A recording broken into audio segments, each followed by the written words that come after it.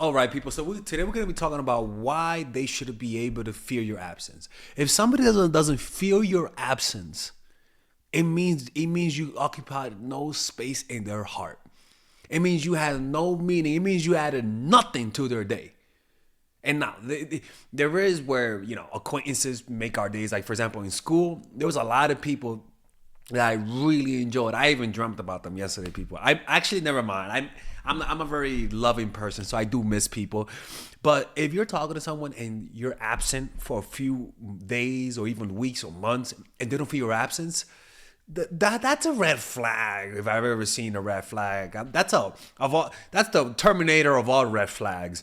So today we're going to be watching her videos where she describes and talks about why that's important. At least I think. I haven't watched it yet. And don't forget, today's the last day to get 60% off all of my courses using the coupon code MINDFUL and 30% off to work with me one-on-one. Click on the description down below or I'm closing the channel. All right, let's begin with the video. Fresh spoken word from God, and I believe that I have one for you today. And today I had to come on here and deliver this word tonight because it felt super urgent. I just got this word not too long ago, but I just started writing everything down concerning this because I feel like this is for a lot of people right now, especially family relationships, romantic relationships. It could be relationships at our job. Just a lot of the hurt, pain, trauma, or whatever we feel has a lot to do with other human beings and other people. And a lot of the pain that we can feel could be due to having to remove ourselves from certain relationships that we didn't necessarily want to have to remove ourselves from. Yeah, this is very true. Even me this year had to remove myself from a situationship. And like I told you guys, it was great. It hurt, but I'm kind of proud of myself that I was able to transition so easily. I don't know how the fuck I did that, but it just feels good to be able to walk away from toxic situations. So I got this word about people really feeling your absence right now, and they feel so deeply now that you are gone, just how much you offered their life with your presence. Yeah, because how do you know that you love someone? Well, when they die and they pass away, you miss them. Imagine somebody passes away and you don't miss them. What does that say? So the love that you have for someone is usually strongest not when they're there. It's strongest when they're away from you.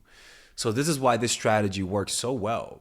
Not strategy, but a part of human nature, that we idealize what's not there. We want what we don't have. We take for granted what we have. Just how much peace, comfort, and just companionship, good companionship that you offered by being in their life. And now that they no longer have you around, they are really feeling your absence, and they're feeling it deeply. And they're really getting a chance to see like, wow, I had a good person in my life and I treated them so poorly that they exited my life and did not return.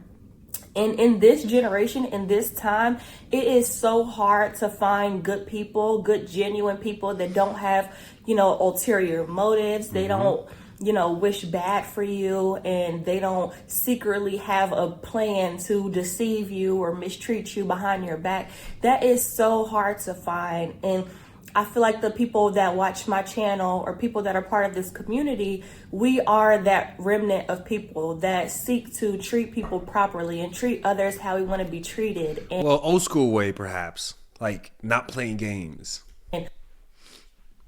Are loyal, are, genuine, and are considerate of other people's emotions, and just so many other positive qualities and characteristics that are lacking in society today. And there are very few people like that left. People get a kick out of seeing what they can get away with. People get a kick out of using people, for money or maybe access or status. Or it's just that people want too many things nowadays. People want too much. And when somebody wants a lot and they're not patient and they tend to be rule breakers, what do you think is going to happen? They're going to start just being malevolent and just mean and just manipulative because they're willing to break the rules and they have enough desire. So when you have someone who has no morality, intense desire, highly envious and jealous, what do you think is going to happen? You're going to create a freaking monster. Whatever it is just this spirit of manipulation, control, deceit that is just taking over in this day and age. And so I believe that there are people that have exited relationships because you felt that it was not reciprocal, that it was disingenuous, and that it was ultimately toxic and not good for you to be part of. And those people that you have decided to remove yourself from, they are feeling it. Let's say it was a work relationship and you weren't being treated right in this work environment, and so you left the job. They are getting a chance to see just how excellent you were. They are getting a chance to see that, wow, there was really no employee like that person. But also, sometimes they don't miss you. Let's just keep it honest. She might be trying to make you guys feel better. But the truth is that sometimes they just don't miss you. And sometimes their life improves without you. That's a fact. And that is something that personally, I don't want to think about, right? I don't want to think about me leaving and all of a sudden everyone's happier and all of a sudden everyone's jubilating, right? That sounds like a nightmare for me, right? But that is actually, and also that's a fact. Like if you're with a girl and your girl broke up with you, you know, she's not sad. Most likely she's getting dicked down to sleep by Tyrone, the personal trainer, and she's happier without you. That is a reality. And that is a reality that we all have to feel comfortable thinking about, because that is part of the truth. We can't just think about the fact that they're sad without us. That's not realistic. That's exactly what the ego would think, you know? Now, do some people miss us? Yes. And you could tell because when you're absent from their lives, they start contacting you more. They start wanting to see you more. They start keeping up with you. That's how you know it was a genuine thing. You never really know whether or not the friendships you made in school were genuine until you get out of school and you see who follows through or not. And if they don't follow through, you shouldn't take offense, because that just means you guys didn't connect that way, and that's totally fine. The characteristics that this person had, you know, not only do they work hard, which a lot of people don't do, but you had great people skills, and you know, you were just a really integral part in the flow of the operation. And now that you are no longer there, you have decided to remove yourself for whatever reason. Maybe it was a toxic work environment and you just couldn't absolutely take it, or maybe, you know, you moved on to bigger and better and you got a better job that pays more with a better culture. And now those people that you left are getting a chance to see, like, wow, we lost a good one when that one left. But that's only if you were competent and if they liked you. That's the only way you're going to get that. If you were completely useless in their lives, if you didn't add value, if you didn't make the environment better, if you didn't make the person feel validated from within, you know, if they didn't feel good in your presence, then when you leave, you're just going to be relief. You're just going to be that you leaving is just going to symbolize, finally, I could think straight. Finally, I could do work. Finally, I could be happy. You know, and if you're causing that in people, if you're causing people to be at ease once you leave, then you're doing something wrong. One, you're staying too long around the wrong people. Sometimes you could find yourself around the right person, around the wrong. You could find yourself with the wrong person, which means this person would never like you, and you're just wasting your time trying to get them to like you. When you meet someone, you should always give them space at one point or another to test whether or not what you guys have is real or not. Because only space will show you whether or not you're doing is working. And if it's not working, then why waste your time? Like nothing's worse than trying to fix a situation you can never fix. And then realizing that 3 or 4 years later, when you're already wasting your time. People are not here to help you not waste your time. It is your job for you to conserve your time. Because there's just one you, and they're really feeling it right now. So like I said, this message is for people who have decided to move on from relationships that were no longer serving you. And now even like, honestly, like when I moved on from toxic, I've rarely been in toxic relationships. In my opinion, most of my toxic relationships never worked. They usually last like 3 days, 2 weeks. Like I could spot them really well. And for some reason, I turn off a lot of toxic people. I don't know what it is about me, people, but toxic people don't like me. Like toxic people see me as toxic. So they don't stay around me too long, right? Good people stay around in my life, and I'm happy because I live a very peaceful life. But with women, what I've noticed is that when I pull away from a woman and she's being toxic to me, a lot of the times, most of those women just stay away because toxic people, a lot of the times they have pride, right? I do not envy people who are in toxic fun relationships. I just don't envy them. I really don't.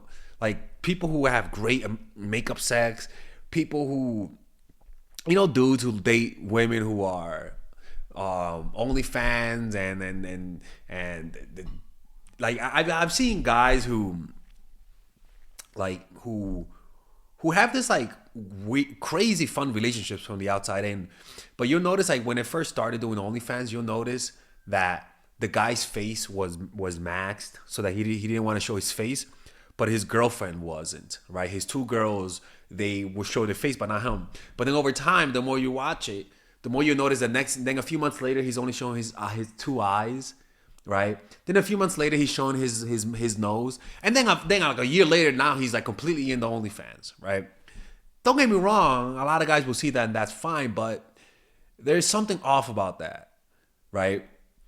What that says to me is that it's fun, the sex is great, but he doesn't want to show his face. But over time, he got used to it, and now he's a full-fledged porn star, right? I'm talking about a specific anyways. And I see that and I'm like, that's toxic. That's toxic. Because clearly he didn't want to do it at first, but then after a while, he did it. And what that says is that he's going against his value system, right? And that's toxic. And there's nothing to envy about that. There really isn't, because your value system has an effect. You breaking your own value system does have an effect on your self-esteem. And without you even knowing that your self-esteem is being you're trading your self-esteem for fun, for moments of happiness, for moments of pleasure, of hedonism. And unfortunately, the best solution for those types of situations is to leave. But do you think that dude's ever going to leave? Fuck no. Hell no. Again, those are toxic pleasures. Pleasurable toxic situations that I have zero envy for. And a lot of you guys are in those situations where the person is in your life halfway and the validation they give you feels so good, but the pain you feel afterwards is unbearable. And that's the part that I just don't envy. And that's the part that you guys have to realize and leave. Halfway lovers always leads to lower self-esteem in the long run.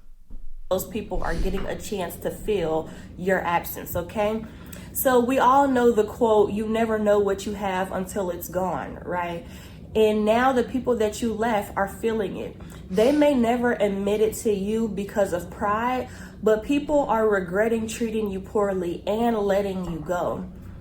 They truly never thought that you would find the strength to leave. And they thought that because they mistook your kindness for weakness. They thought because you were kind and you were, harmless as a dove, that you were a weak individual. And usually the person, if you give that impression to people, you're doing something. You're doing something. You can't give the impression that you're weak.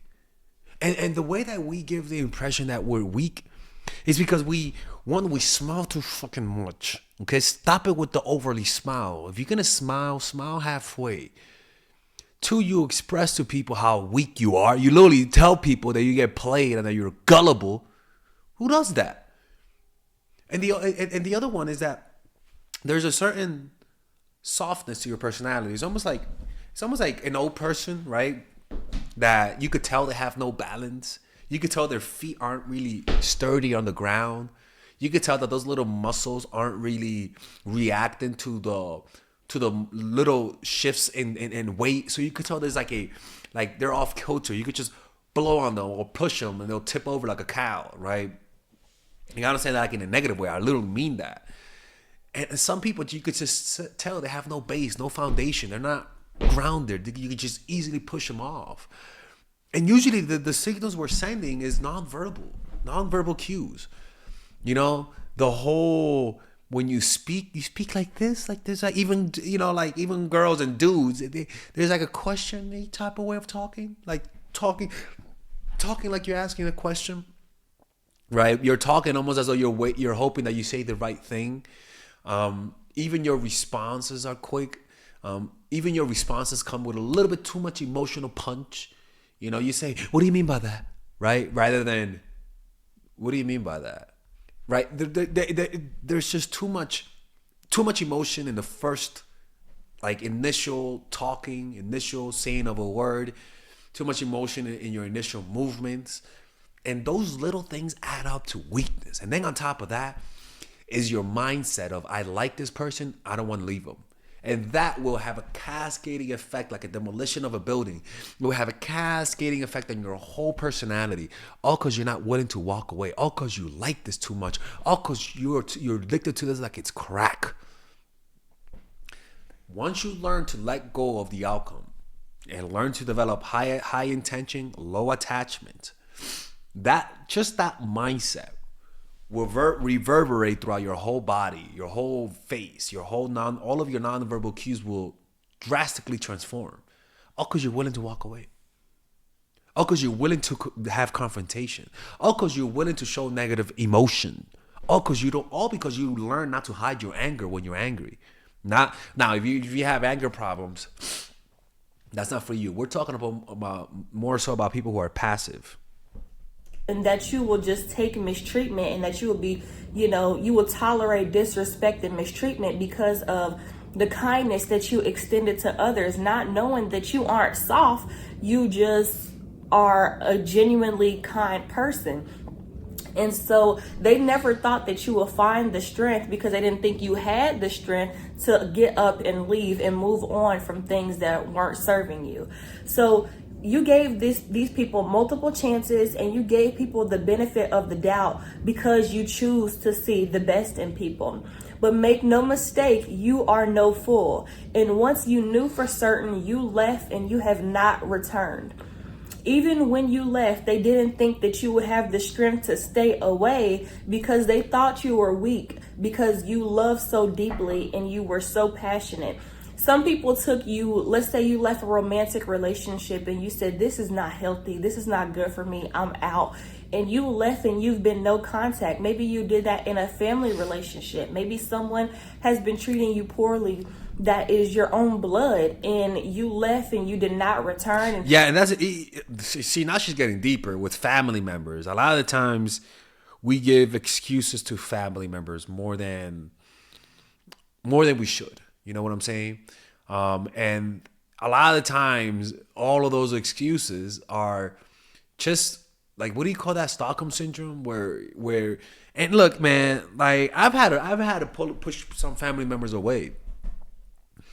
Like, this is not just for relationships. Yes, it does work with women and men, but this is just generally speaking. Like, when somebody's not good for you, if they're gaslighting you, or better yet, just notice how they make you feel. Like, one of the ways to know if somebody's toxic, just notice how they make you feel. Do you feel secure around them? You know what I'm saying? Do you feel happy around them? Do they make you feel bad? Do they blame you? Are you always being accused? Are you always fighting with them? Like, whether or not you're right or wrong, if this is happening, it's better to just pull away. And for me, the problem that people have is that they pull away a little bit too late. They pull away once their self-esteem is to the ground. They thought when you left that it was like, yeah, whatever, you'll need me before I need you. And, they thought that you will be crawling back on your knees, begging to be in a relationship with them, but they forgot the one that you serve. You serve a God who is going to always provide your needs, and that you will never need someone he will never cause you to need someone that has mistreated you and put you down and tried to make you feel like they should be your God, and they should be the one that you serve and put all of your faith and hope and trust in, as if there isn't someone more powerful than them. And so they treated you like, you would always need them, and that. Yeah, that's such a big one, that they feel like you're always going to need them. But why is it? Because they see no strength from you. They see no assertiveness from you. They see no initiative from you. They see you as weak. People, somebody has to take up the role of the weak person in this world. Not everyone is going to be strong. And unfortunately, A lot of us unconsciously get put in a position of weakness where we are where we are subordinate to other people above us. This dynamic is only fixed by a change in your mindset. Only your mindset can change and transform this dynamic. That they will never need you and that you weren't worth much of anything because they thought that you would always have to crawl back and need them and beg them for their presence. Little did they know. Because you've done it before. That's why. People, like I say, studies show that I always talk about the study of prisoners who assaulted people actually, you know what I'm saying? SEX. Those types of people, those kind of criminals. Anyways, they did a study where they looked at women walk, and they told them judge the women by their walk, and which one do you want to assault more? Just judge them by their walk. Which one do you think will be the easiest victim? And they had two types of women: women who experienced assault in their lives, actually, SEX, and women who were considered confident and never had those types of experiences. The crazy thing is the men almost unanimously chose to attack the women who actually had a history of assault. There was something about the way they walked that inspired the predator in these men. But the women who didn't have a history of assault actually walked in a way and they said, I don't want to, not her, I want the other one. Without them knowing the other one was actually a victim. Your nonverbal cues are betraying you. They're telling people your history. They're telling people your traumas. And the people who could smell that the best are the predators who are wired to attack you. Men, women who know how to manipulate manipulate you from down within. Men who know how to tell you what you want to hear. And we all have those weaknesses. We all have that offer that if they offer us, our ears perk up. Our inability to say no increases. The way to fix that, as simple as it sounds, is to develop a meditation practice. Plain and simple. Develop a meditation practice.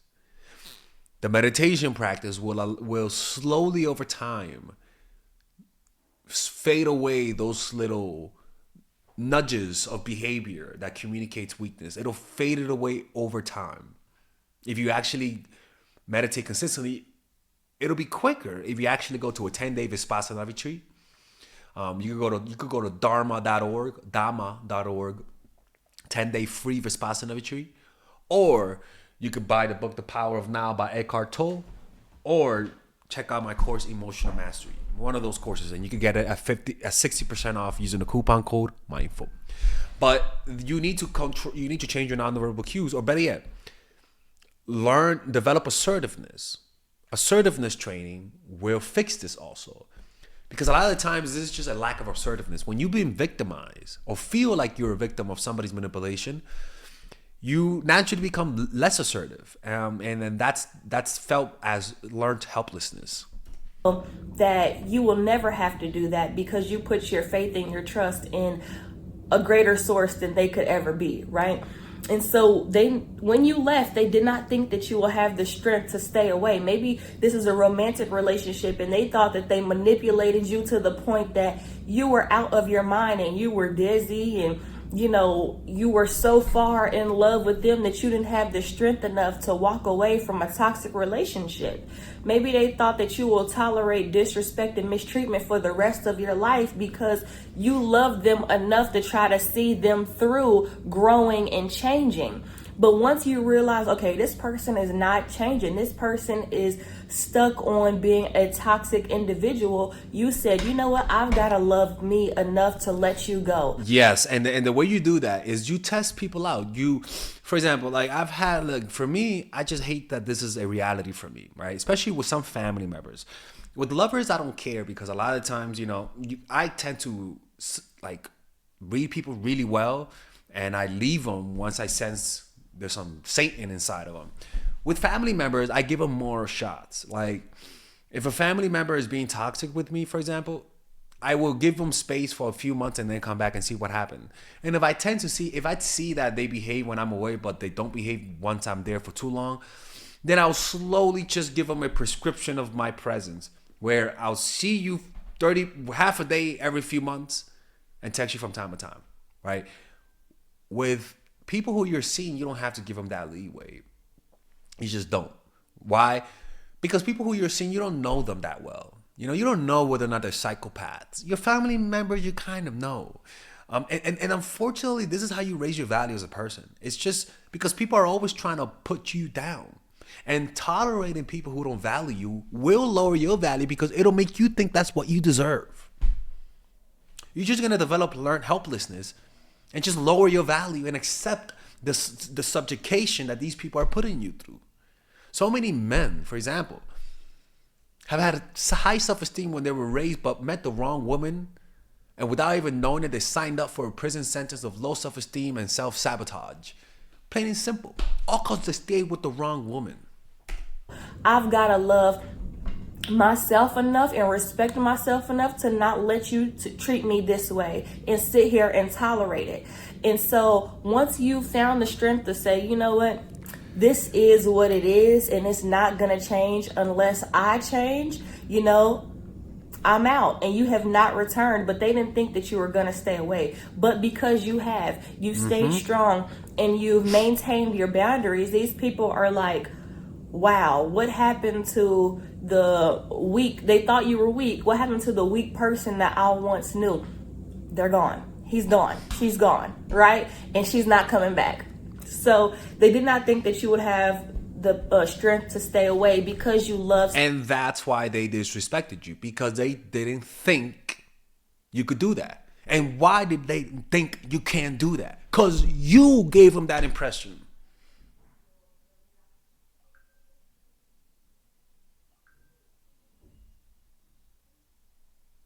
Oh my God, Father Alex froze. I'm not freezing. I'm just looking at you, trying to get that message across. So deeply, and you were so passionate. But now they're feeling, they're feeling how wrong they were about you. They think of you often at this point. Now that it has been time between you two and you haven't communicated. You see, people realize the mistakes of their ways once they feel like it's over, once they feel like they have no opportunity. That's when people actually start to realize what they did wrong. And for example, like once you graduate college is when you realize, you know what, maybe I should have taken it a little bit more serious. Once you lose your youth is when you realize, you know what, maybe I should have done a little bit better job at keeping my health. Once you lose your health, right? And so once you lose that friend, or once you get out of a certain stage of life, that's when you realize, oh my God, I should have taken more responsibility and appreciated it more. It's the same thing. Once you give the impression that it's over, that's when people start to self-reflect. Before that, they're selfish, self-absorbed, self-consumed, and they're not seeing how they're hurting you. And because of that, you're not allowing them to self-reflect because you're not leaving. That is the only way some people can self-reflect. And you are not letting them do that. By the way, people, if anybody wants to start a TikTok with my channel content, I'll give you guys all the permission. All you got to do is click on the description down below where it says become a TikTok follower. But you're not really going to be a TikTok follower. I'm just going to give you permission, and I'm going to give you guys access to all of my library of shorts. Not my shorts, but like video shorts. And you guys can make your own video shorts for the TikTok. Again, as long as you send them back to me, to my channel, you guys have all of the permission to use my content. A lot of people have used it and gained hundreds of thousands of followers using my content, So it's a great way for me to gain followers, but also it's a great way for you guys to upload my videos and be part of the community, I guess. Let me know what you guys think of that idea. Just sign up in the description down below. You haven't tried to, nurture or reconcile at all. Maybe you have to communicate with this person. Maybe you and another person share a child, and you have to communicate with this person, and you've been very Matter of fact, in your conversations, like it's just been about the kids and that's that. You haven't tried to have a conversation about, mending the romantic relationship. It's just been pick up, drop off, boom, that's that. And this person expected you to be like, can we talk? What's going on? Like, what's going on with us? How are we going to spend Christmas? How are we going to spend Thanksgiving? They expected you to be weak and expected you to fold, and you have not. You stayed 10 toes down on your boundaries. And unfortunately, what this does is that it reveals to people a reality that they may have been trying to avoid the whole time. And that's that this person does not like me. And that's that this person could do without me. And to me, that's the most important part. Learning how to handle that reality is the most important part, because a lot of you guys will experience results you don't want to see. You may see the truth you've been trying to hide, and that's the fact that this person may never come back. And how you react to that truth says a lot about your self-esteem, and there's nothing wrong if you make the mistake of going back to someone who doesn't love you. There's nothing wrong. As long as you know that now that means you have low self-esteem, it's totally fine. Now you can look at yourself with more clarity. Now you know yourself more. It's okay. Because this is the moment when you're actually going to start actually being liberated. You're going to go back and now you're self-aware. I'm a fucking desperate fuck. But now you know. Now you're going to be able to observe yourself from a different light. And I can promise you that self-awareness and that acceptance of you going back to someone who doesn't like you and you accepting that because you can't control yourself, that knowledge will liberate you. Over time, it will. It will. Because you're going to start to see more shit that they do. You're going to start to feel the appropriate emotions you should be feeling from them. In other words, back then they disrespected you. And because you were so gun-ho on making them like you, you ignored it. But now because you're more self-aware than before, them acting that way makes you want to pull away more. And on the fact that, you know what you deserve, and they aren't treating you how you deserve to be treated. And so you aren't trying to reconcile. And now that you have allowed some time to be between you all, they're getting a chance to feel just how much you did in their life and how much easier their life was when you were around, and how much better and peaceful their life was when you were in it. And now that you're out of it, they say time makes the heart grow fonder. Absence makes the heart grow fonder, sister Rhema. Or distance makes the heart grow fonder. Now that you have allowed there to be some time and distance between you two, they get a chance to see just how much love you truly provided, just how much peace and how much patience you carried. Maybe they tried to move on, or maybe you left because they were cheating, or they weren't, Maybe if you leave because they were cheating, never go back. They were seeing other people or whatever. And they went. I always say this, man. If somebody cheats on you and they want to go back and you're really desperate, there's only one thing you could do to make me go back. You're going to have to lick my ass. You're going to have to be my sex slave. I don't give a fuck. If I'm desperate to have you back and you want to get back with me because you cheated on me with Tyrone, the personal trainer, and you think you're just going to get back with me and say, I'm sorry? No, boo-boo. You hurt my ego. You hurt me where it hurts. And now, if you want to go back, you're going to have to be my sex slave. Or just walk away because you don't need this. You don't want to go back to this. People let cheaters go back too easily. They thinking I'm sorry is good enough of a punishment. Get the fuck out of here, man. Somebody cheats, that's like blasphemy, man. That's like blasphemy against the Holy Spirit. That's some unforgivable shit. So if you're gonna go back to me, you're gonna have to do some unforgivable shit to get back with me. Cause we're playing dirty now. You cheated on me. Now I gotta do something as dirty as you. And heck, I may not even want you at the end of the month. Like, that's why I always tell people, no contact does not work on cheaters because it'll never change them. It's over. You'll never trust them. The only way for you to trust a cheater is to have full access to their lives. And by that point, you're getting toxic. off and tried to build a relationship with this other person, and they're seeing that the character of that other person is not the character or the heart posture that you have, and that what you have is what is worth having. Maybe they got lost in the sauce and they were so blinded by the body or by the new shiny toy on the street that they forgot what was at home, and that what was at home was, love and everything that actually matters, rather than just the lust of the flesh in the eyes, right? So they forgot. And now that they're seeing that that new shiny toy is not worth anything, does not have the character that is necessary to build a family or build a relationship, and now they're missing you. They thinking about you, and they're like, man, I wish I had my backbone. It's almost like when I had tinnitus. I'm trying to see if I hear it. When I had tinnitus, I started missing silence, like the sound of silence, of not having anything ringing in your ear. I was missing that sound like no tomorrow. And I realized how much I loved silence only when I felt like I lost the ability to hear silence. This happens with any phenomenon. And if I really didn't value silence, I wouldn't miss it. That's why people you don't have to feel like you love me for you to love me. Because we all love our health, but it's only when we are losing our health that we value it. But that doesn't mean you didn't value your health back then. It just means that you weren't conscious of that feeling. And life makes you conscious of it only when it's lost. So absence allows people to be conscious of what they really feel. Some people suffer from alexithymia, the inability to feel emotions.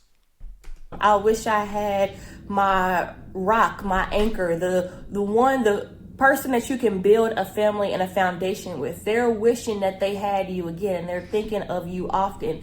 And what's funny is that on the flip side, you are thinking of them less. The less you think about them. When you first split, you were so caught up on the heartbreak of it all. And now that you have allowed time, distance, space, and healing to occur in your life, you're thinking of them less.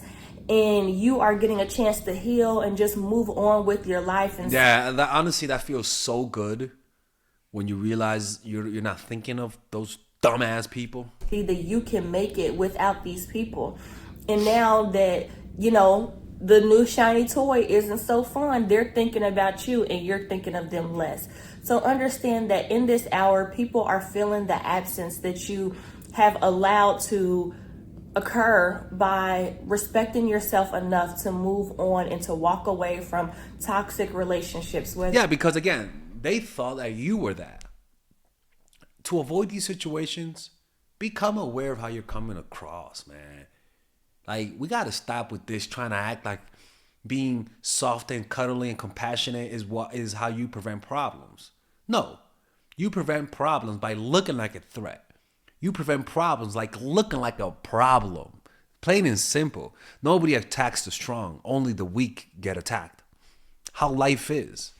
Whether it be romantic, family, work relationships, whatever it is, people are feeling that they lost something good when they lost you. So continue to, respect yourself and respect your boundaries, and to stand up for what you know is right, and to never ever tolerate disrespect and mistreatment, because the tables always turn, the tides always turn, and it will always be a day of reckoning. And people will never get away with mistreating you and, treating people poorly. You reap what you sow. And so you can't sow seeds of deceit and deception and manipulation and mistreatment and expect to reap a harvest of, trust and family and love. And I believe we're going to end it here. Karma is real, If you manipulate people, you're going to attract manipulators. And if you've been manipulated, those people will get their karma. And I truly believe that. I thoroughly believe that, man. The energy that is required for you to manipulate people is the energy that you need to attract manipulators. Plain and simple. Me again, I'm so lucky. I do not attract toxic people. I really don't. Like, it's the luckiest thing on the planet. Simply because I eliminate them.